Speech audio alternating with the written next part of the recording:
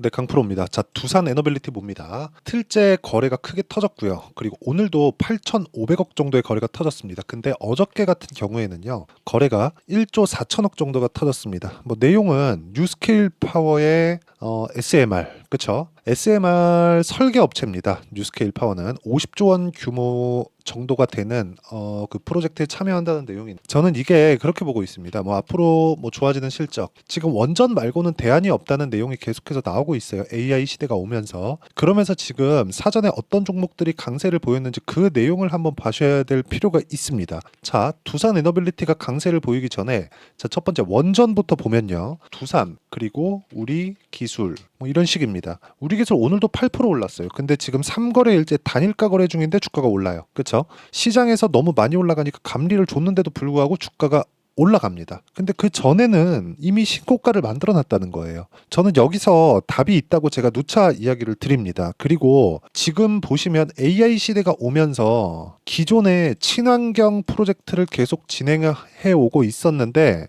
AI 시대가 오면서 전기 부족 사태가 왔고 전기에 대한 사용량이 계속해서 늘어날 수 있는 그런 환경이 지속되다 보니까 지금 문제가 있죠. 그렇죠. 무탄소 에너지가 필요해졌습니다. 근데 이런 부분이 사실상 제한적일 수밖에 없는 게 전기 사용량이 늘어나요. 그런데 탄소가 없는 에너지를 찾다 보니까 뭐 태양광이나 이런 거예요. 이런 게 될 것 같았으면 벌써부터 다 전환이 됐겠죠. 근데 전기 사용량 더 늘어났다. 그것도 감당할 수 없을 정도로. 그런 부분을 우리가 어디서 볼 수 있느냐? 자, 하나만 딱 보여드릴게요. HD 현대 일렉트릭, 그쵸? 야, 이 정도면 4만 원에서 23년 초에 4만 원입니다. 근데 이때도 신고가였어요. 4만 원부터 지금 얼마? 30만 원. 거의 8배 정도 상승이 나왔죠. 8배 올라서 지금 시가총액이 현대 일렉트릭 같은 경우에 얼마예요? 10조 정도가 됐습니다. 원래 1조가 안 했다는 것. 자, 그런 상황에서 제가 이야기를 드리고 싶은 내용은 진짜 이 내용입니다. 상황에 대한 내용이 진짜 이 막 확 번지거나 발산되기 전에 주가는 먼저 움직이더라. 이게 현대 일렉트릭 말고도 다른 종목군에서도 꾸준하게 나올 수 있는 그런 환경이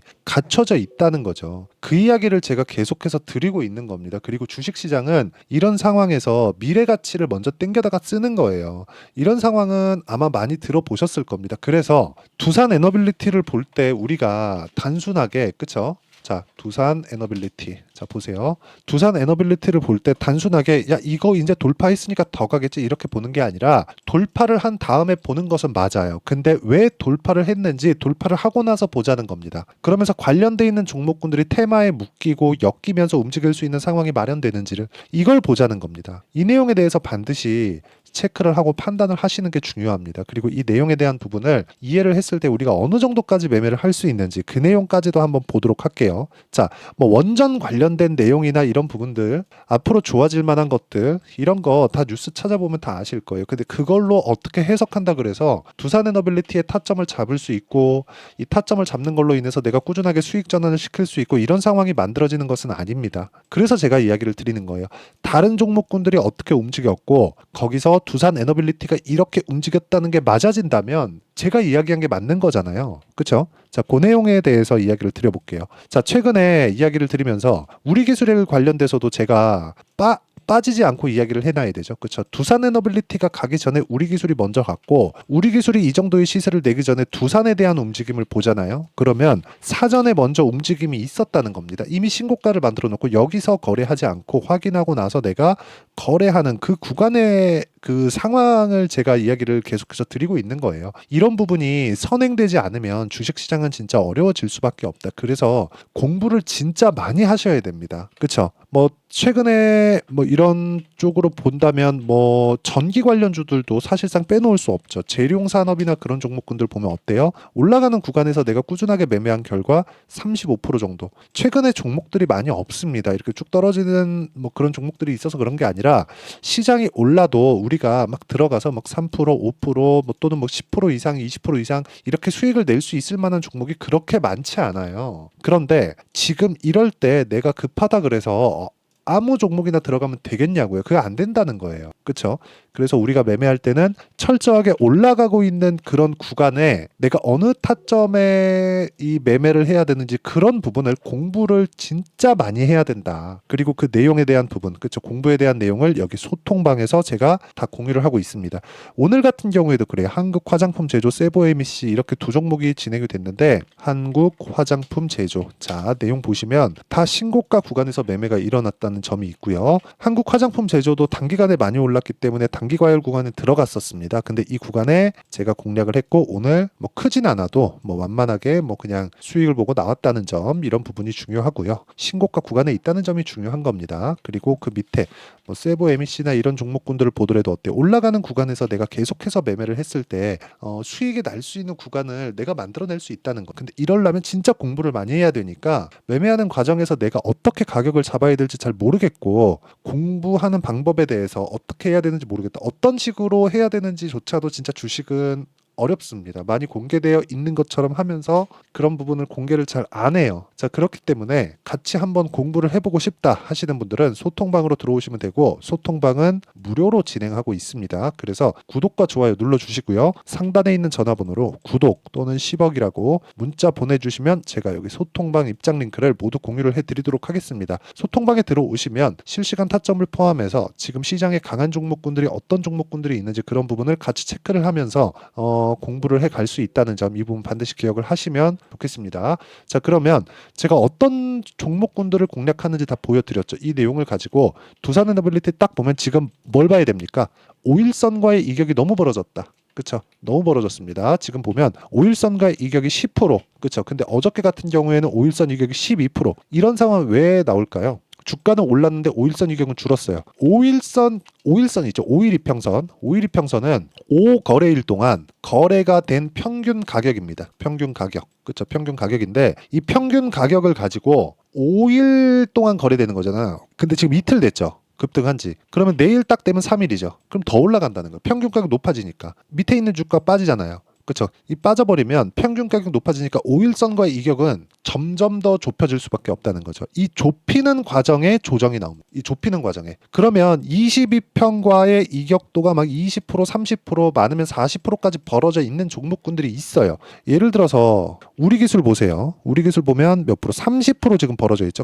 그래서 우리 기술 저 내일 매도할 겁니다. 내일 딱 단일가 딱 풀리거든요. 그러면 확 붙어 들어올 때 내일 매도 딱 하고 20일 이평선과의 이격도가 좁혀지는 거 보고 다시 매수 관점. 그러면 이쪽에서 매도가 나오면 그게 일반적인 일시적인 조정 일 가능성이 굉장히 높죠. 왜? 지금 원전에 대한 수요 자체가 막 갑자기 막 확 터지는 것도 아니고 예견되어 있던 부분이 있었고 이게 갑자기 없어지나요? 그런 게 아니란 말이죠. 그리고 원전은 친환경입니다. 후처리에 대한 문제가 있었지만 그 후처리에 대한 문제도 SMR. 지금 상승하고 있는 우리기술 그리고 두산 에너빌리티는 SMR 때문에 올라가고 있다고 보시면 되는 겁니다. 근데 이건 재료라는 거죠. 주가가 먼저 올라가. 그래서 우리는 가격을 잡아야 된다. 그리고 그 가격에 대한 부분을 여기 제가 다 같이 공부를 해가는 겁니다. 저도 매매하면서 손절하는 부분들이 있죠. 왜 없겠습니까? 그런데 그 손절을 하면서도 내가 꾸준하게 수익을 만들기 위한 공부를 게을리하면 안 된다. 그래서 소통방에서 같이 공부를 해 나가자. 그렇게 보시면 되고 소통방은 다 무료로 진행하고 있으니까 구독과 좋아요 눌러주시고요. 상단에 있는 전화번호로 구독 또는 10억이라고 문자 보내주시면 제가 여기 소통방 입장 링크를 순차적으로 공유를 해드리도록 하겠습니다. 자, 그러면 이렇게 제가 타점을 그쵸? 다 장 시작 전에 올려봐도 계속 있어요. 그쵸? 장 시작 전에 공유를 해드릴 수 있는 그 원리가 있겠죠. 그 원리에 대한 부분은 여기 두산 에너빌리티의 가격과 단기 보유 전략. 단기는 2주입니다. 아까 전에 제가 매매를 한 구조에 대해서 이야기를 드렸는데 그 구조에 보면 장기 보유한 종목들이 없죠. 매매하다 보면 조금씩 길어질 수 있는 거 아닌가요? 맞아요. 맞긴 맞는데 수익 구간이 길어져야 된다. 그런 상황을 어떻게 만들어요? 가격을 봤을 때. 가격을 맞춰서 매매를 했을 때 그런 부분이 중요하다고 이야기를 드리는 거고 그리고 최근에 두산 에너빌리티를 포함해서 원전 관련된 내용이 굉장히 변동폭이 커지고 있기 때문에 변동폭이 커지는 것에 맞게 뭘 해야 돼요? 실시간 타점. 그렇죠. 실시간 타점을 제가 함께 공유를 해드리도록 할 테니까 상단에 있는 전화번호로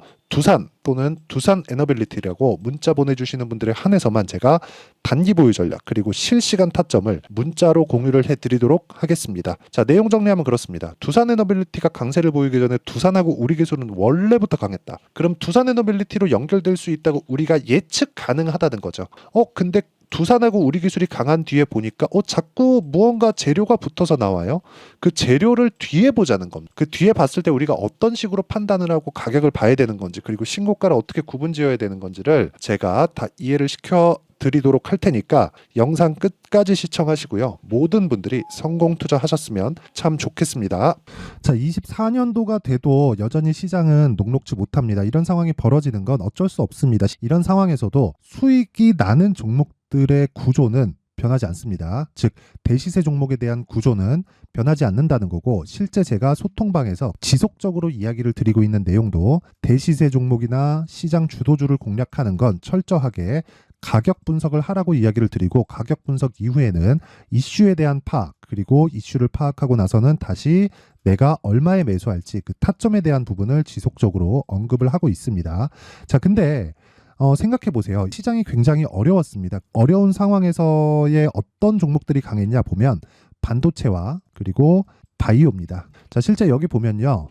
HLB에 제가 실제 매매한 내용을 띄워놓고 보여드리고 있는데 1월 22일부터 매매를 시작해서 4일 동안 31%의 수익 마감이 됐고요. 그리고 여전히 신고가 종목입니다. 자, 그리고 그 다음 어보브 반도체, 이름을 보시다시피 반도체 종목이죠. 그리고 AI 반도체는 지속적으로 강세를 보이고 있습니다. 이 종목도 신고가를 먼저 달성한 이후에 제가 21%의 단기간에 21%의 큰 수익을 내고 마감이 됐습니다. 다시 재공략을 준비하고 있고, 이런 부분은 소통방에서 다 공유를 해드립니다. 자, 그리고 코세스. 자, 코세스 같은 종목도 당연히 그쵸, 신고가 종목이고요. 그리고 반도체 종목입니다. 이 종목도 영업일 기준에서 이틀 동안 대략 한 15%의 수익 마감이 됐습니다.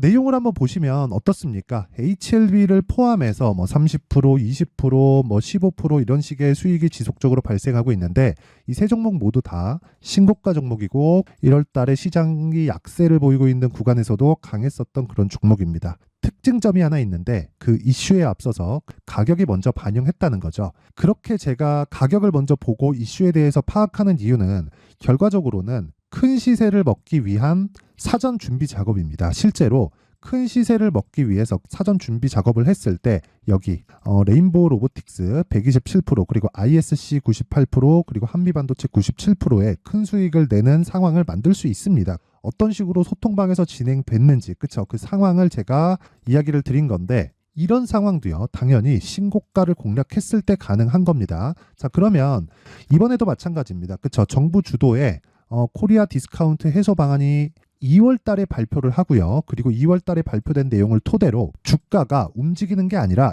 이미 움직인 내용이 있죠. 실제 이 내용은 크게 중요한 게 아니라는 겁니다. 실제 움직인 내용을 보면, 자, 기아차입니다. 실제로 12월 달에 신고가를 만들어 놓고 정부에서 입김을 불어 넣으니까 순식간에 기아차를 포함해서 현대차 같은 거대 기업들의 주가가 2주도 채 되지 않아서 40% 정도의 큰 시세를 냅니다. 자, 그러면 우리는 어떤 종목을 봐야 될까요? 이슈를 파악해야 되는 것도 맞지만 철저하게 가격에 맞춰서 매매를 해야 되는 게 당연히 중요합니다. 정부가 주도하는 정책 방향이 있겠죠. 그 방향에 맞춰서 우리가 종목을 찾을 필요가 있다. 자, 그럼 답이 나왔습니다. 정부가 주도하는 방향에 맞춰서 제2의 기아차를 찾는 게 지금은 중요하다. 근데 정부 정책의 방향에 맞게 가자.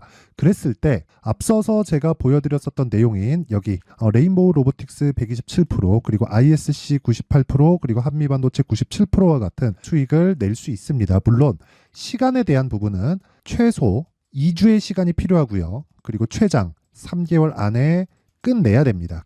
자, 기아차의 시세를 보셨던 것과 같이 2월 달에 정부 정책의 방향이 결정되고요. 바로 3월 달이면 시행입니다. 자, 그러면 우리는 거기에 맞춰서 당연히 종목을 찾아야 되고, 제가 제2의 기아차를 찾아놨습니다. 제가 아까 전에 소통방에서 이야기를 드렸었던 내용 다 공개를 해드렸는데, 그 내용처럼 종목만 받고 싶다 하시는 분들은요, 상단에 있는 제 전화번호로 대시세 자, 대시세라고 문자를 보내주시면 정부 정책의 방향에 맞는 종목을 모든 분들에게 무료로 공개를 해드리도록 하겠습니다. 자, 제가 원하는 건 채널 성장이 목적입니다. 자, 그래서 구독과 좋아요 꼭 좀 부탁드리고요. 모든 분들이 정부 정책에 맞는 방향으로 매매를 이어가서 큰 수익 보셨으면 좋겠습니다.